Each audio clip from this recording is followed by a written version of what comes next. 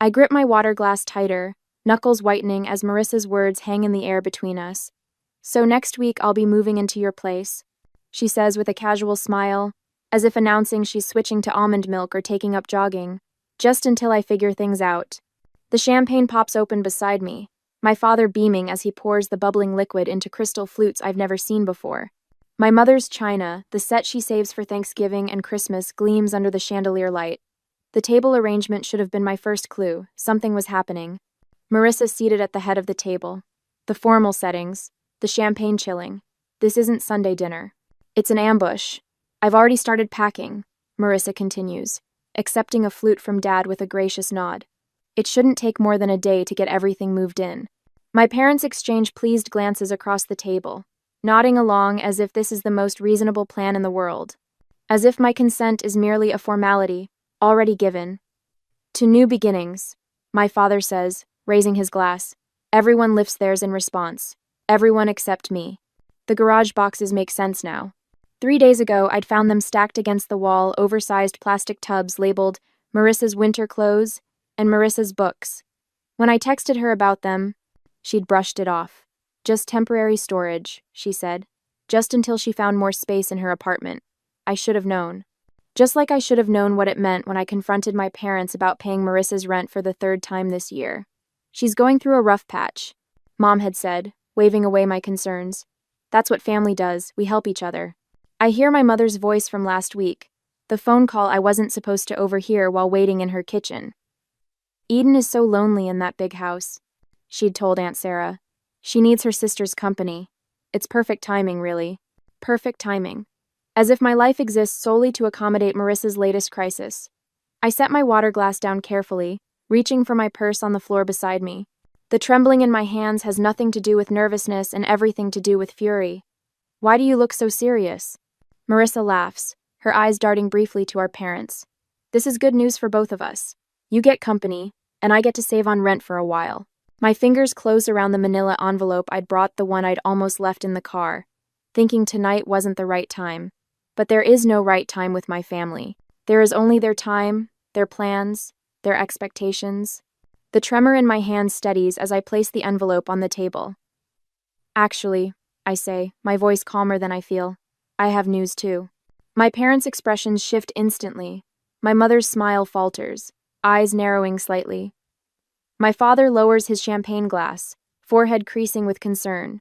The change is subtle but unmistakable, the united front forming against the daughter who isn't following the script. "What kind of news?" My mother's tone carries a warning. "Don't ruin this. Don't be difficult." I feel the weight of the familiar labels hovering in the air: selfish, difficult, uncaring. The stakes of defiance are clear. Disagree and become the family villain. Again. Looking at their expectant faces, I realize this pattern has defined my entire life. Marissa takes. I give. My parents enforce the transaction. The roles never change. The lines never shift. Until now. I place the manila envelope in the center of the table, my fingers lingering on the edge. The room falls silent, my family's anticipation hanging heavy in the air. "What's that?" My mother's voice carries a hint of irritation, as if my interruption is derailing an already settled plan. "This," I say, carefully withdrawing the papers inside, "is the sale agreement for my house. I sold it last week. I have 30 days left before I move." The silence that follows is absolute. Marissa's champagne glass slips from her fingers, shattering against the hardwood floor. No one moves to clean it up. My father's mouth opens and closes like a fish suddenly finding itself on dry land. "You what?" Marissa finally whispers. I flip through my phone, pulling up the Pinterest board I discovered this morning. Interesting timing, isn't it? While you were planning to move in, Mom and Aunt Sarah were already designing your future bedroom in my house. I turn the screen toward them, displaying their meticulous board labeled Marissa's new room. My throat tightens as I watch recognition flash across their faces. 9 years of saving every possible penny, working overtime, sacrificing vacations and new clothes, all to afford that house, my dream home. And to them, it was just another resource to be redirected to Marissa.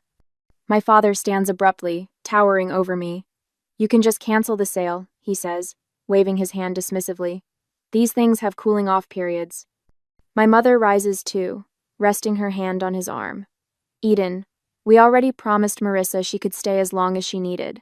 You can't possibly expect her to find a place in 30 days.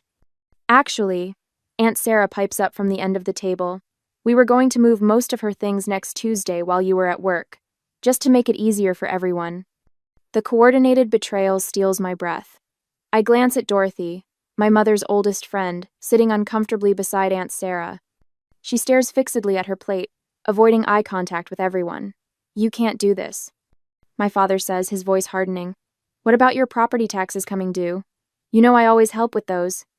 The implied threat isn't subtle. His one annual contribution to my finances dangled now as leverage. Eden, my mother says softly, her voice taking on the concerned tone she uses when discussing unstable people. I'm worried about you. This kind of impulsive decision-making isn't like you. Are you feeling all right? Have you been taking care of yourself? I recognize the strategy immediately. If not compliant, then possibly unwell. It's a familiar path in our family dynamic, one that's kept me in line for years. You did this on purpose, Marissa accuses, tears streaming down her face. You found out I needed a place to stay and sold your house just to spite me. The accusation lands like a physical blow. This is how it always goes. My boundaries recast as cruelty, my self-preservation painted as selfishness. For a moment, I consider explaining the truth. The catastrophic roof replacement that drained my savings, the water line break, the heating system failure, the mounting financial pressure that made selling not just advisable but necessary. But what would be the point? They've already cast me as the villain in this family drama. Why give them more ammunition? I made this decision for my own reasons, I say instead, keeping my voice steady. And it's final. So you're just going to leave your sister homeless? My mother's voice rises. After everything we've done for you? The familiar weight of guilt settles on my shoulders. Everything they've done for me. The invisible ledger of family obligation that only ever seems to accumulate in one direction. Marissa isn't homeless, I point out. She has an apartment, and if that doesn't work, she has your spare bedroom. That's not the point, my father interjects. Family helps family. Period. Anyone. The unspoken remainder of that sentence hangs in the air, and you're not being family.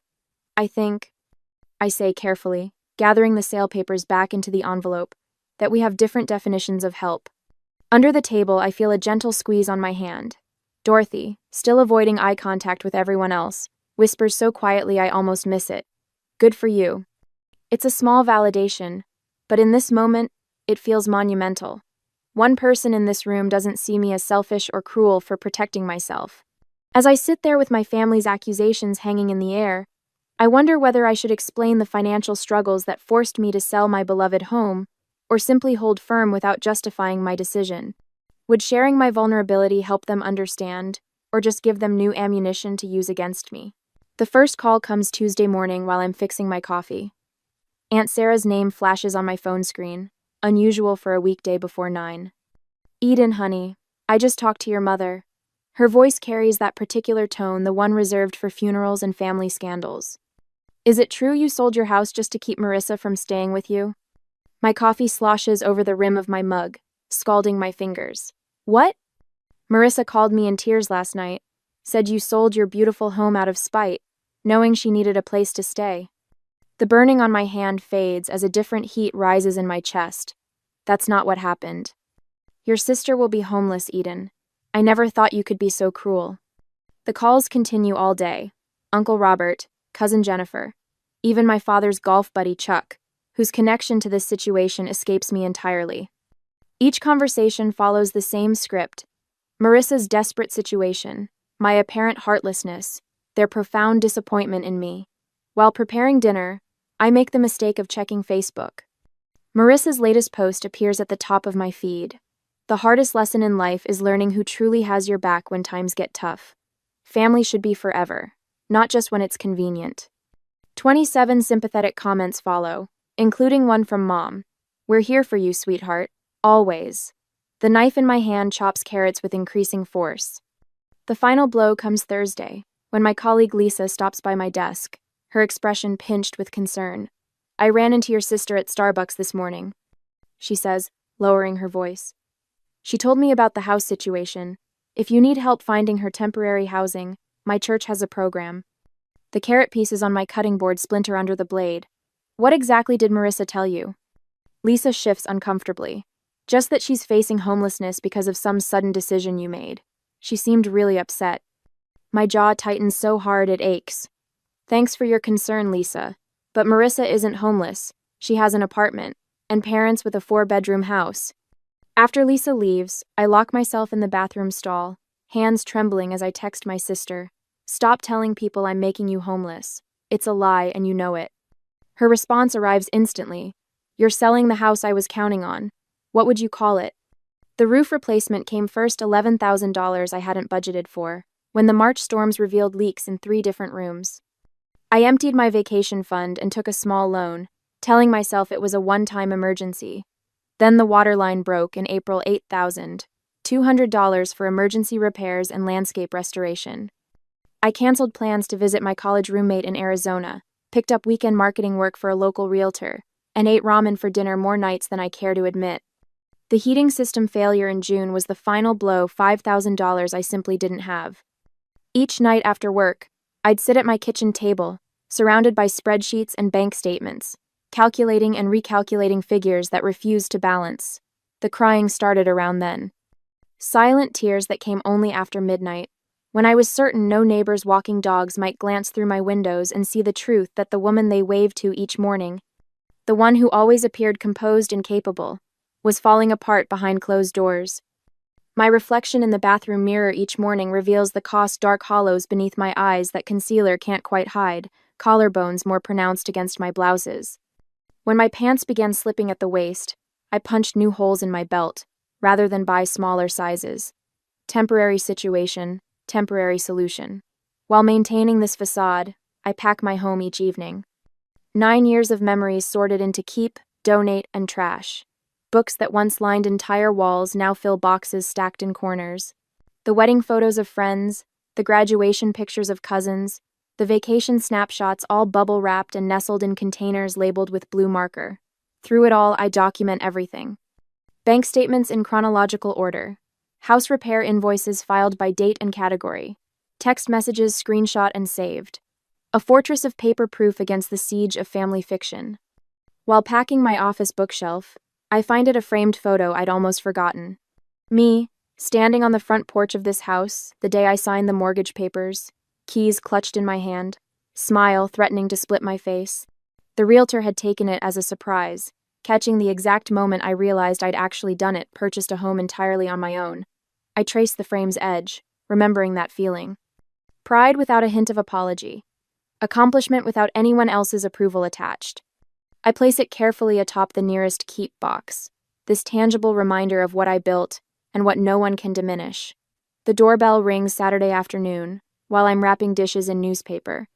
Through the front window, I spot my parents' Buick in the driveway, Marissa's red compact behind it. No warning text, no courtesy call. I consider not answering, but the knocking grows more insistent. When I open the door, they file in like funeral directors, solemn, judgmental, prepared to manage a difficult situation. Mom spots the boxes immediately. You're really going through with this madness. I fold the newspaper around another plate, securing it with tape. The closing is in 3 weeks. Your sister needs you. Mom's voice rises slightly. You've always been selfish, but this is beyond understanding. Your sister needs you. The plate in my hands remains steady, though something shifts inside me. I've spent my entire life being told what Marissa needs. The words emerge calmer than I feel. Did anyone ever ask what I need? Dad clears his throat. Eden, be reasonable. I need financial stability. I need to sleep at night without panic attacks about bills. I need to not drain my retirement fund for house repairs I can't afford. I continue wrapping dishes methodically. Unlike past confrontations, I don't stop what I'm doing to give them my full attention. I don't offer beverages or comfortable seats. I continue my work while they stand awkwardly in my half-packed kitchen. We're your family, Mom says, voice wavering between anger and disbelief. Yes, you are. And I've never once asked you for money. Not for college, not for my first apartment, not for this house, and not for the repairs that drained my savings. For once, they have no immediate response. Marissa stares at the floor, unable to meet my eyes. Dad examines the ceiling as if architectural features have suddenly become fascinating. I realize with startling clarity that I no longer need their approval or understanding. The constant ache for validation I've carried since childhood has quieted, replaced by something sturdier. When I stand to reach for another stack of plates, I notice my posture has changed. Shoulders back, spine straight, eyes level with theirs instead of downcast as usual. The physical manifestation of an internal shift. Dorothy arrives that evening with Thai food and 2 bottles of wine. She helps me pack photo albums while sharing stories of her own sister, the one who didn't speak to her for 3 years after Dorothy refused to co-sign a loan. Family patterns are the hardest to break, she says, carefully wrapping a crystal vase my grandmother left me, but sometimes breaking them is the only way forward. Monday brings an unexpected text from my colleague Thomas. Need help moving? Got a truck and strong back. Family often sees us least clearly. Just say when. That afternoon, Barbara, my financial advisor, emails confirmation of my townhouse application approval. Based on your financials, this move reduces your housing costs by 42%. The right decision for your long-term security. Call if you need anything else. The contrast strikes me as I review these messages over dinner. These people ask what I need, rather than telling me what to give. They offer specific help instead of vague demands. That night, I spread my financial documents across the dining room table: bank statements, repair invoices, property tax assessments, retirement account withdrawals. Everything meticulously organized, the complete picture of my financial reality. Tomorrow's family meeting won't be an intervention for me, but a reckoning with facts they've chosen to ignore. My one advantage remains unspoken. The sales agreement includes a 30-day rent-back clause. For a month after closing, I can stay in the house while finalizing my townhouse purchase. Breathing room they don't know I have. At exactly 7 o'clock Tuesday evening, the doorbell rings. When I open it, I find not just my parents and Marissa on the porch, but Aunt Sarah, Uncle Robert, and my cousin Jennifer, standing behind them, a family firing squad assembled for execution. I stand at the head of my dining room table, a position that feels foreign yet right. The manila folder in my hands holds every financial statement, every bill, every painful reminder of why I had to sell my home. My fingers no longer tremble as I open it. Before anyone says another word, I need you all to see something. My voice carries a steadiness I don't entirely recognize.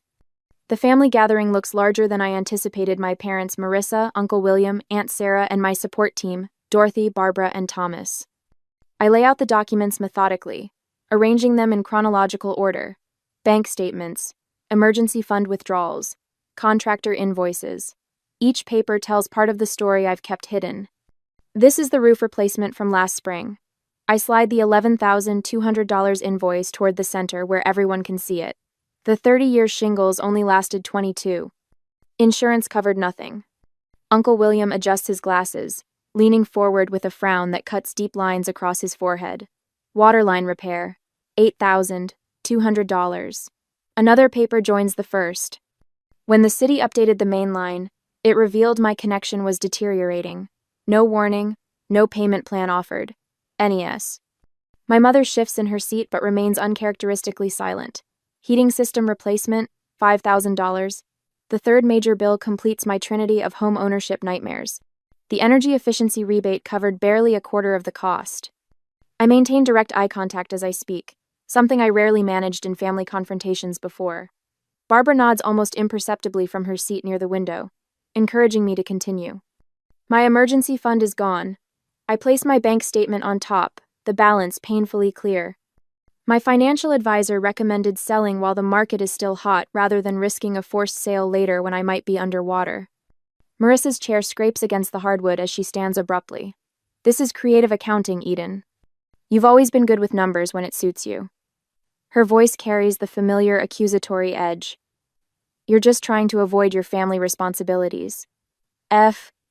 Uncle William, whose judgment I've feared since childhood, surprises me by turning toward my sister. Marissa, what's your current employment situation? Last I heard you were between jobs. The unexpected redirection leaves Marissa fumbling. I'm exploring opportunities. The job market is complicated right now. My mother jumps in. William, This isn't about employment. Family duty exists regardless of finances. Eden has always had that beautiful house with all that extra space. Speaking of space, Aunt Sarah interjects, her reading glasses perched on her nose as she examines my heating bill. Why can't Marissa stay with you and Roger? You have that guest room you just redecorated. The conversation shifts like a current, pulling away from me and swirling around the room as family members begin questioning the arrangement I've endured my entire adult life. Dorothy clears her throat. I've known this family for 20 years. Eden bought her house without any family financial support. Meanwhile, I've watched Marissa receive help with rent, car payments, and credit card bills repeatedly. Her voice carries the weight of long observation. The pattern has been clear to everyone except those closest to it. Barbara straightens her blazer before speaking. As Eden's financial advisor, I can tell you that enabling financial dependency ultimately harms both parties. The one giving depletes their resources, while the receiver never develops crucial life skills. Thomas, sitting quietly until now, leans forward. My brother lived with my parents until he was 42. They paid his bills, made his appointments, solved his problems. When they passed, he had no idea how to function. He lost their house within a year because he never learned to manage money. He glances at my parents. Sometimes the most loving thing is to stop rescuing someone. The room falls unusually quiet as these outside perspectives penetrate the family mythology we've operated under for decades. Uncle William breaks the silence. Eden, why didn't you share these financial struggles sooner? I hesitate, the question catching me off guard. Should I maintain the privacy and independence that had served as my armor for years? Or would opening up to select family members create the support system I never thought possible? Before I can answer, my father shifts in his chair, eyes fixed on the hardwood floor. It's the first time I can remember him sitting through a family discussion without dominating it. My mother's rigid posture gradually softens, her hands now resting open on the table instead of clenched in her lap. Marissa stands suddenly, grabbing her purse. This is ridiculous. You're all acting like I'm some kind of parasite. Eden has always been the golden child with her perfect house and perfect job, while everyone ignores how hard things have been for me. When no one jumps to her defense, she storms toward the door. The slam echoes through the house as she leaves. Uncle William waits for the reverberations to fade before speaking again. I think it's time we had a family financial planning session, for everyone. He looks pointedly toward my parents, including Marissa. My mother's eyes glisten with unshed tears, but for once, they're not being weaponized against me. My father reaches for her hand across the table, his face unreadable, but his silence speaking volumes. For the first time in a family confrontation, I'm not the one left feeling like I've done something wrong. I arrange the last of my kitchen glasses into a box, wrapping each one in newspaper with methodical precision. My final week into my 30-day countdown, and the house already feels hollow, memories peeling away with each item packed. The doorbell rings. I check my watch right on time. My parents are nothing if not punctual when they have an agenda. I open the door to find not just my parents but Marissa too, standing on my porch like a united front. My mother clutches her purse with white knuckles. My father's smile appears rehearsed. Eden, honey, my mother says, stepping inside without waiting for an invitation. We've been talking, and we think we've found the perfect solution. A compromise, my father adds, his voice carrying that false cheerfulness he reserves for difficult conversations. Marissa follows them in, her eyes darting around my half-packed living room before settling on me with a practiced look of gratitude. I really appreciate you hearing us out. They arrange themselves on my couch, the only piece of furniture not yet wrapped in moving blankets, while I remain standing. The power dynamic isn't lost on me. We know selling the house is your decision. My mother begins, punctuating her words with a nervous laugh. But instead of Marissa moving in with you, what if you helped her get her own place? My father nods enthusiastically, while carefully avoiding any mention of actual numbers. Just a loan to get her started. With your success, it would hardly affect you. Unlike me, Marissa interjects, her voice soft and rehearsed. Some people just have bad luck, you know? The implication hangs heavy in the air between us. You're successful. She's struggling. You owe her this. My mother leans forward, her voice dropping to a conspiratorial whisper. Eden, the family has always stuck together. If you can't help your sister just this once. She trails off, the threat clear. Cut Marissa off, and I cut myself off from the family. I walk to the dining room table where I've laid out several documents. They watch me, confusion replacing their certainty. I'm meeting with my lender tomorrow, I say, picking up a pre-approval letter. For a townhouse downtown, the monthly payment will be nearly 40% less than my current mortgage. I hand the letter to my father, whose eyes widen at the numbers. Selling this house isn't just about Marissa. It's about rebuilding my emergency savings after 3 major home repairs drained them. It's about reducing my financial stress. I take a deep breath. It's about finally prioritizing my financial health. My mother starts to speak, but I hold up my hand. I can't support Marissa financially, I continue, but I can help her support herself. I pull a business card from my pocket and hold it out to Marissa. She stares at it without taking it. Our marketing department has an entry-level position opening next week. The starting salary would cover rent on a 1-bedroom apartment. I spoke to HR yesterday, and they'd be willing to interview you. Marissa's mouth opens, then closes. For once, she seems genuinely speechless. This isn't charity, I add. It's an opportunity. Whether you take it is your choice. My father stands abruptly, moving toward the window where bare hooks show where family photos once hung. Eden, be reasonable. Marissa needs... No, I interrupt, walking to the coffee table where I've placed a manila folder. This is what being reasonable looks like. I am C of no. I open the folder and pull out a spreadsheet, placing it on the table between us. The itemized list contains every financial gift my parents have given Marissa over the past 5 years. Car payments, rent supplements, credit card bailouts. The total at the bottom, circled in bright red, makes my mother gasp. I compiled this from the conversations you've had in front of me. I suspect the actual total is higher. My father picks up the paper, his forehead creasing as he studies the numbers. This isn't love, I say quietly. It's dependence, and it's hurting both of you. My father opens his mouth to object, then falls silent, his eyes fixed on the spreadsheet. We just wanted to help her, my mother whispers, tears welling in her eyes. The best help is teaching someone to stand on their own, I reply, my voice steady despite the hammering in my chest. You taught me that once, remember? When I wanted to quit college because it was too hard? The memory hangs between us, my father refusing to let me move back home, when calculus overwhelmed me, insisting I find a tutor instead. We're doing you no favors by making life too easy, he'd said then. Strange how principles change when applied to different daughters. The silence stretches, broken only by the sound of packing tape from the box I'd abandoned when they arrived. Finally, my father puts his arm around my mother's shoulders. We should go, he says quietly. They walk to the door, my mother not quite meeting my eyes. Marissa hesitates, looking back at the business card still in my hand. I don't need your charity job, she says, but there's less conviction in her voice than usual. I place the card on the entryway table. It's not charity, it's opportunity. She turns away, but as she follows my parents out, I catch her slip the card into her purse when she thinks I'm not looking. The door closes behind them. I stand in my half-empty living room, listening to their car start and pull away. The silence feels different now, not hollow, but open, expansive. I sink onto the couch, running my hand over the familiar fabric. Tomorrow it goes into storage until I move into the townhouse.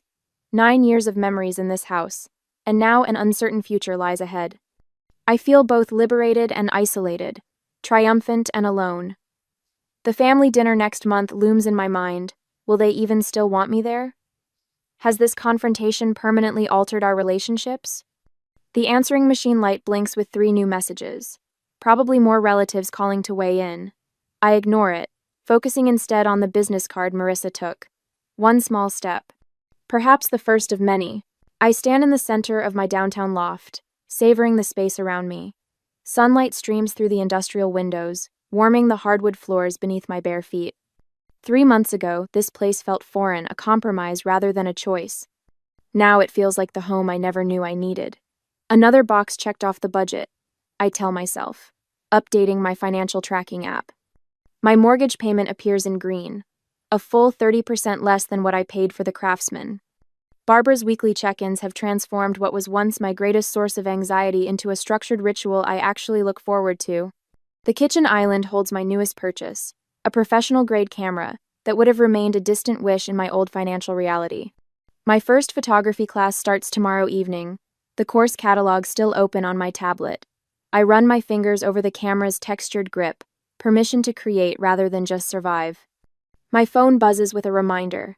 Sunday dinner at my parents'. I feel the familiar tightening in my shoulders, then consciously release it. These dinners have changed, just as I have. Later, I step through my parents' front door carrying a bottle of wine, rather than my usual tension headache. Dad greets me with a hug that feels genuine instead of perfunctory.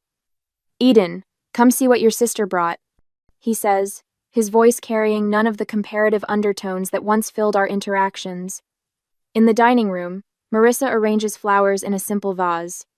She looks up, her smile reaching her eyes. "They gave me my first business cards today," she says, pulling one from her pocket. "Assistant marketing coordinator. Sounds fancy for someone who mostly makes coffee runs, but I'm learning so much." She hands me the card proudly, without the defensive edge that once colored her accomplishments. My mother appears in the doorway, carrying a casserole that isn't placed strategically closer to Marissa's place setting. "Tell us more about the social media campaign you mentioned last week," Mom says, looking directly at Marissa. Then she turns to me. "And Eden, how was your photography class?" I blink, still adjusting to the novelty of balanced attention. As we eat, I notice my father asking thoughtful questions of both daughters, not just fawning over Marissa's every word. 1 week later, laughter fills my loft as Dorothy raises her glass. To homes that shelter us and boundaries that protect us, she toasts. Around my coffee table sit Thomas, Barbara, Uncle William, and me, my chosen family, alongside the blood relative who surprised me most. Dorothy presents me with a frame containing 2 photos, me signing my original mortgage papers 9 years ago, and me holding the keys to this townhouse. 2 brave beginnings, she says softly. 2 very different women, I add, recognizing how much I've changed. The following weekend finds Marissa and me at my kitchen table, surrounded by spreadsheets and calculator apps. "So if I put away 15% of each paycheck, I could have first and last month's rent by January," she says, chewing her lip as she runs the numbers again. Our parents sit on my sofa, watching this scene with a mix of pride and regret. "We should have done this years ago," Mom admits quietly. "We thought we were helping, but we were hurting both of you in different ways." Dad nods, his eyes revealing the difficult journey of unlearning decades of enabling behavior. As I watch Marissa calculate her budget with determination I'd never seen before, I wonder about the fine line between helping and enabling those we love. Is it ever possible to find the perfect balance between supporting family and maintaining healthy boundaries? Or must we sometimes allow others to struggle so they can truly grow?